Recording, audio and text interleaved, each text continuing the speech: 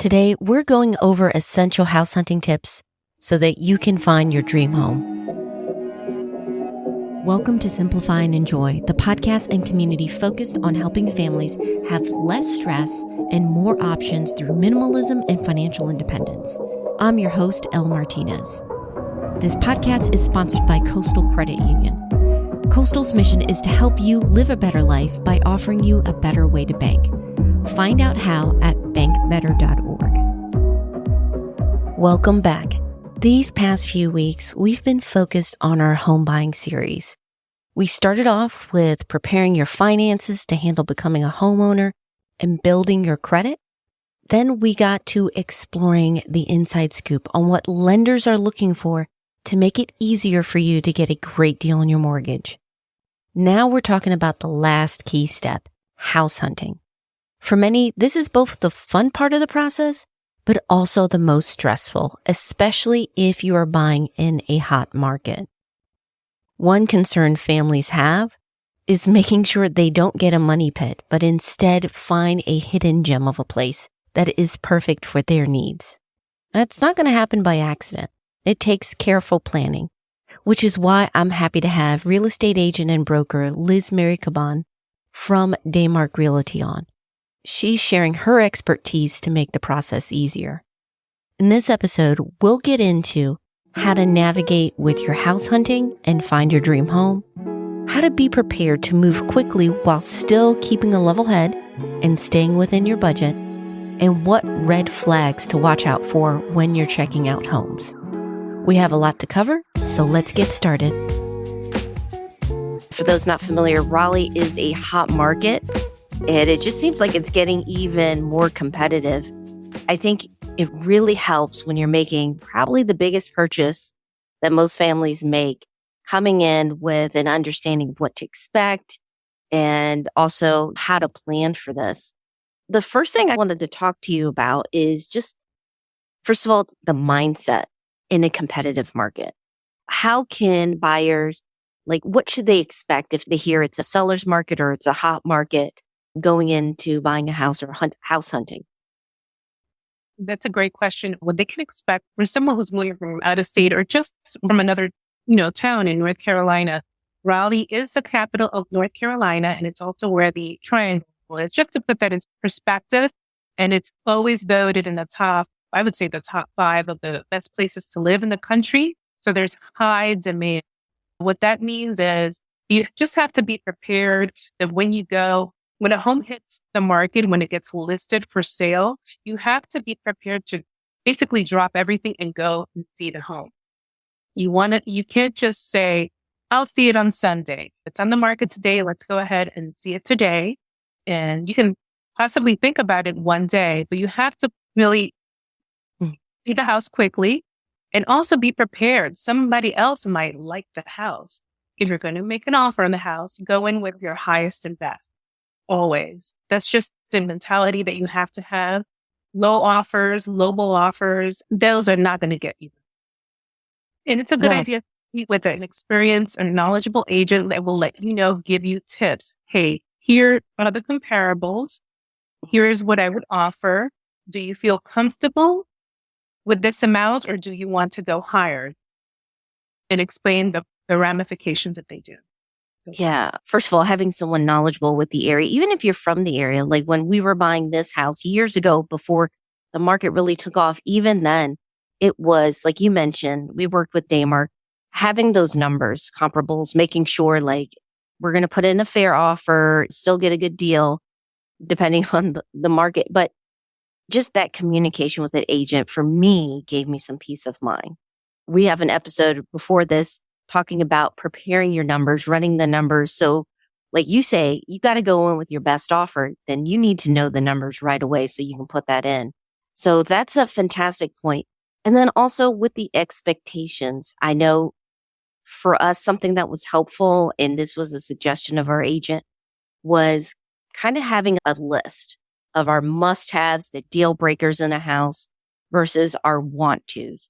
Have you found that helpful? And what are some things you would suggest they should put in the deal breakers or the must-have columns versus these are nice to have, or maybe you can get this down the line? Yes, it's very helpful for a buyer to be prepared with some sort of list. Like just the basics would be how many bedrooms, how many bathrooms. That could be a deal breaker. Some people say I need, 1.5 baths minimum. So the basics around the house, whether they want a 1-story or 2-story, Yeah. whether they want a large yard or not. So, and then whether they want a home that they need some TLC, are they handy? Would they like something that needs TLC, or do they not want to look at anything that's less than 10 years old? It's older, than 10 years. Yeah. So those are very helpful questions, and that can kind of hone in on different communities and different areas to look at as well. Other deal breakers can be like, I don't want to be on well and septic, but we're not going to look at rural areas because most of them are going to be either on county or septic. Do you like driving in rural roads, like a one-way road? If you don't, we're not going to look over here. Those could be some type of deal breakers for people. Major roads could be a deal breaker. And it just depends if the buyer has children, if they're looking to be in a particular school area or district, those things could be deal breakers as well. Yeah, absolutely. And those are really good points because there's certain things that you can update or change. For our second house, this one is an older house, but it had good bones. So we knew that we didn't have to do anything that was expensive structurally. So that was something that we said, okay, we can save up and do small projects. But yeah, if it's something that's structural or, some places have basements and you see something you're not comfortable with, that could definitely change the equation. Being prepared, knowing what you want. And I know part of it is you don't know what you want until you go there. Like you're thinking, a certain street, it doesn't matter to me if it's busy or not. And then you go there and like you mentioned, your parent, you're like, I would not want to be here. Communicating that very clearly with your agent makes a huge difference because you don't want to waste either one of yours time. You want to look for homes that you can fall in love with, that can be your home for your family. But you also brought up a good point about finding that right community. Even here in Raleigh, there are certain neighborhoods that are hot spots, but to live in those neighborhoods, you kind of have to pay a premium. That old saying about location, location, location. Are there ways or tips about finding hidden gems of neighborhoods, especially since you're a local agent with that experience? How can that help someone out who's buying? Awesome. Well, the tip that I have for a buyer that wants to be at a certain location is have your agent set you up on a search within a certain radius. You want to be in the 27614 zip code, then do a 5-mile radius. If after 2 weeks, you're not yielding results in your price range, have your agent expand it to 10 miles. After 2 weeks, no results, 15 miles, so forth and so on. You can find some good, gems in there. And the other tip that I have is, okay, so let's look even further out, but look at communities that are very close to major highways. For example, like US 1. So this is 30 miles away, but hey, your commute to work is only 16 minutes. It's the same as this other community here. So that's some of the tips that I give people just to get them to expand outside of that location or just to be more flexible with the location. Yeah, absolutely. I think you've just demonstrated another reason why you want to have someone who's experienced and local, because you wouldn't know the commute times based on being near the certain locations and highways unless you're familiar with the area. And that can be a huge saver, especially if you're coming from out of state or out of town and you're not as familiar. You might get the opposite and kind of find a place that on paper looks like it's great, but it's not near any of the major causeways. And so your commute is much more than you expected. Let's talk about the home, like when you're going to the showings, kind of circling back to someone who's a first time home buyer. Maybe all they've seen is HGTV, the house under show. They're like, oh, I like this. I like that. Honestly, what are some things they need to really pay attention to? I kind of joked before we hit record that I even seen some people when I was going to showings with my mom, they were complaining about the color of the paint. And I was thinking, I'm not that handy, but that is the easiest thing you could change. But are there things that they are kind of red flags of maybe there might be more to this and it might be too much for me to handle? Yes. One of the main tips that I give buyers is I always like to, if they have homes that they want to see, I always like to send the seller disclosures beforehand, let them look at the seller disclosures just to see if there's anything in there that might, pique their interest or maybe they have more questions. But once we get to the property, just looking at the exterior maintenance, just look to see if there's any deferred maintenance. Also walk the surroundings, the border of the home, just to see if there are any foundation issues. So you can see it with your naked eye, cracks in the foundation. If there's a crawl space, you better be opening that crawl space door. Open it, check to see if there's a vapor barrier. Is there a smell? Do you see insulation falling down? Things like that. Do you see any evidence of pets, mice, or other wildlife in there? Just things like that. Yeah. Once you're inside the house, then you can look at things like the ceilings, check to see if any leaks in the ceiling, any stains, any smells. You cannot smell anything online. You have to physically go in there. Is there a musty smell? Is there a pet odor smell or any other type of smell?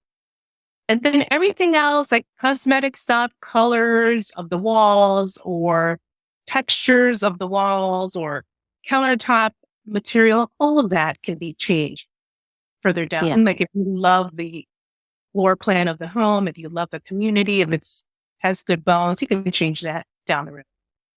Yeah, absolutely. I love that. I know my cousin was recently, they bought a house in Garner and they kind of saw those red flags you mentioned where they wanted a basement space because he works from home part-time. He saw some cracks. He asked some questions. Now, of course, we want to think that the sellers are being on the up and up, and hopefully they are and everything is disclosed. But I remember house hunting. Sometimes you see these tricks where they put a piece of furniture on a wall and you're like, what's behind there? Or, a picture. But just keep your eyes out. Keep your eyes open to what you see. And it never hurts to ask questions. I'm a big believer of that. I know some people, if it's their first time buying a house, they feel intimidated. But something that helped me was knowing that my agent was very comfortable answering my questions, no matter, maybe I thought they were dumb questions, but she just made it so much easier. There's no silly question. That's the question. This is your first time. And even if it's not your first time, there may be something that came up this time around that you weren't aware of. So ask the questions. If we know the answer, we'll let you know. If we don't, we'll check back with you and let you know. But please do not be afraid to ask the question. We are not mind readers. We don't know if you have a concern about the window, something trivial. Just let us know. Absolutely. Thank you for taking the time to answer the questions that I had. That's going to be a big help for a lot of families. They just want to feel comfortable with making this purchase. So if anyone is moving into this area or is already in the area and looking to buy a house, how can they reach out to you and the Daymark team? So you can go to, if you're online, daymarkrealty.com. You can see a list of the team members there.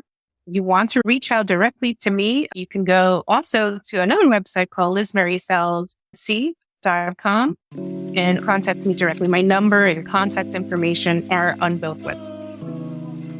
This segment is brought to you by Travel Freely. I know we have some travel hacking families in our community who love using the rewards for family vacations.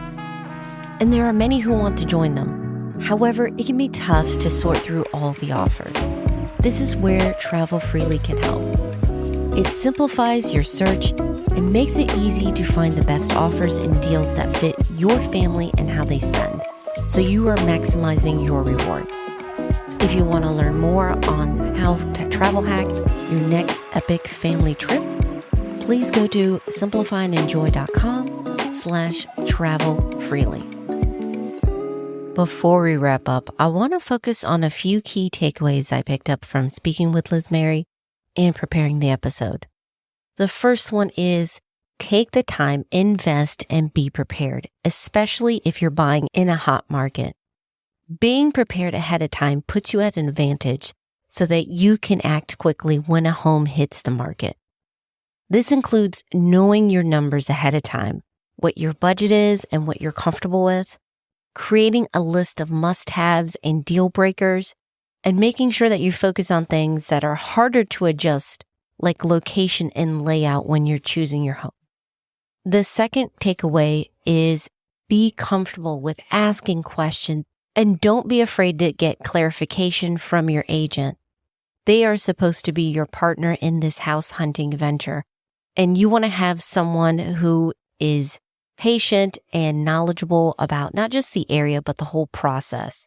You want to feel comfortable with this purchase. And that ties into the last one. It might take some time, but make sure you find an experienced and knowledgeable agent. They're going to help you with the numbers, knowing what to offer, what's realistic, and also take you through that home buying process. Of course, the foundation, even before you buy a home, is making sure that your finances are in a good space. So if you want to get started with setting up your finances, including creating a budget you love, make sure you're a part of our community. Besides sharing resources for each episode of the podcast, I also enjoy sharing extra tips and tools to make simplifying your money, home, and life a lot easier. Just sign up for free at simplifyingenjoy.com/join. We'd love for you to be a part of the community. Special thanks to Liz Mary for being a part of this episode. If you're looking to buy a home in the Triangle area, please check out Daymark Realty. I'll also include a link so you can check them out in the show notes. Next week on the podcast, we've wrapped up our home buying series today, but we're not quite done with real estate. Next time, we're going to be discussing the realities of being a real estate investor. If you don't want to miss out on that episode, make sure you're subscribed. We're on iTunes, Spotify, Audible, and more. Our theme was by Staircases with additional music from various artists over at Audio. Finally, and most importantly, thank you so much for your support. I appreciate you not only listening, but sending in questions and ideas for the podcast and sharing your favorite episodes with your friends. I hope you have a wonderful week. Take care.